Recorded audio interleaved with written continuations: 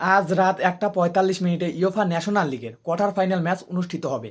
আর যে চারটা দল কোয়ার্টার ফাইনালে মুখোমুখি হবে, এই চারটা দলই কিন্তু খুবই হার্ডি। প্রথম এক নম্বরে আছে স্পেন বনাম নেদারল্যান্ড, 2 নম্বরে আছে ফ্রান্স বনাম ক্রোয়েশিয়া, 3 নম্বরে আছে ডেনমার্ক বনাম পর্তুগাল, 4 নম্বরে আছে ইটালি বনাম জার্মানি। তাহলে আপনারা বুঝতেই পারতেছেন এই চারটা ম্যাচের জন্য আজকে রাত 1:45 জন্য পুরো একটা ফুটবল জেনারেশন অপেক্ষা করতেছে জাস্ট আজকের এই ম্যাচগুলোর জন্য। তাহলে আপনি বুঝতেই পারতেছেন যে আজকের এই ম্যাচগুলো কতটা হার্ডি হবে।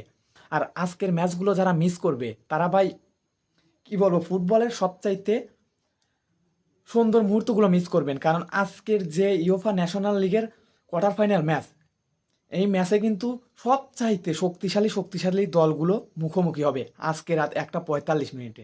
তো সবাই আজকের ম্যাচগুলো দেখবেন।